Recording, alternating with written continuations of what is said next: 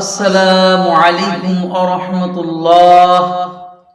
প্রিয় বন্ধুরা, নিয়মন শিক্ষা চ্যানেলের পক্ষ থেকে জানাই আন্তরিক মোবারকবাদ ও সালাম। প্রিয় বন্ধুরা আমার, আমরা অনেকে ওযু করতে জানি, অনেকে ওযু করতে জানি না। আজকে ওযুর বিষয়টা আমি আপনাদের সামনে আলোচনা করব ক্লিয়ার ভাবে। অনেকে চিন্তা করি গর্দান মাসহ করব, অনেকে চিন্তা করি কান মাসহ করব, অনেকে চিন্তা করি দাড়ি কি খেলাল করব। কোনটা ভুল হচ্ছে আর কোনটা ভুল হচ্ছে না, এটা নিয়ে আমাদের নিজেদের ভিতরে একটি সংশয় থেকে যায়।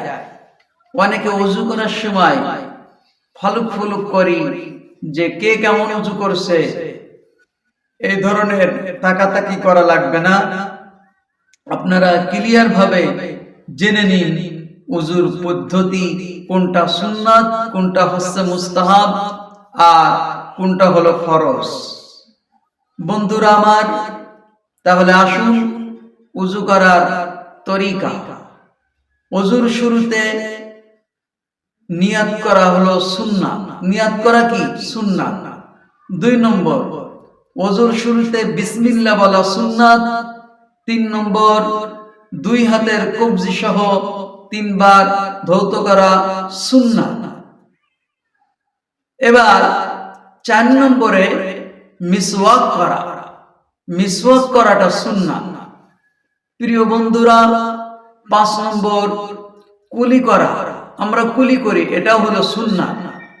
6 নম্বর 3 বার নাকে পানি দেওয়া, এটাও সুন্নাত।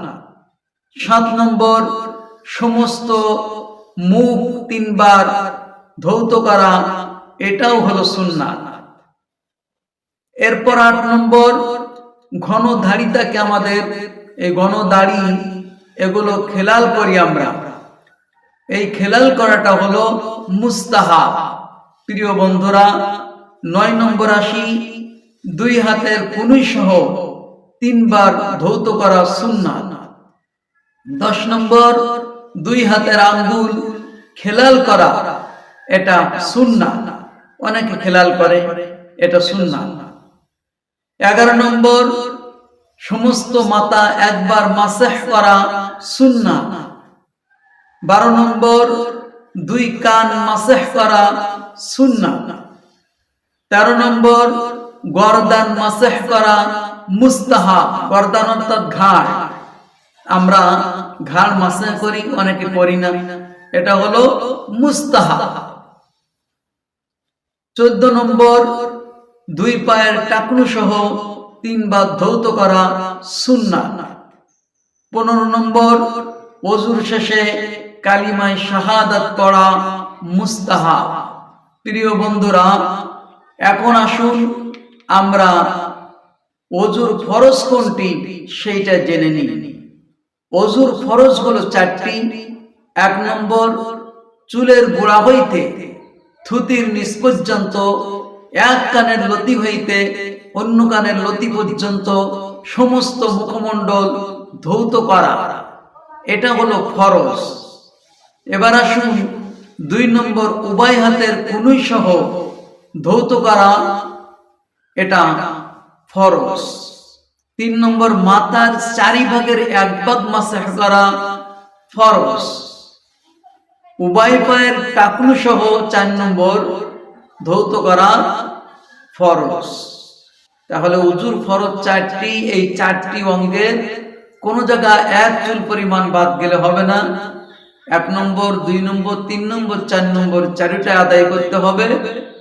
চুলের গোড়ার থেকে থুতির নিচ পর্যন্ত, এক কানের লতি হইতে অন্য কানের লতি পর্যন্ত সমস্ত মুখমণ্ডল ধৌত করা।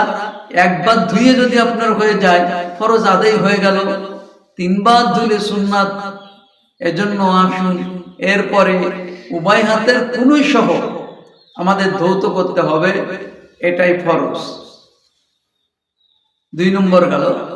3 নম্বর হলো মাথার সমস্ত মাথা মাসহ করা হচ্ছে সুন্নাত, আর মাথার 4 ভাগের 1 ভাগ মাসহ করা হলো ফরজ। 1 ভাগের কম হলে ফরজ আদায় হবে না। আর প্রত্যেক সুন্নতের ভিতরে রয়েছে ফরজ লুকায়িত। আর 4 নম্বর, উভয় পা টাকনু সহ সম্পূর্ণভাবে ধুতে হবে।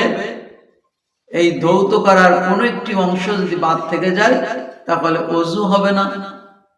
তাহলে আমরা ওযুর ফরজ জানলাম এবং ওযু করার তরিকার কোন বিধানটি মুস্তাহাব সুন্নাত এটা আমরা জেনে নিলাম। আল্লাহ পাক আমাদের সহিহ শুদ্ধভাবে ওযু আদায় করার তৌফিক দান করুন, আমিন।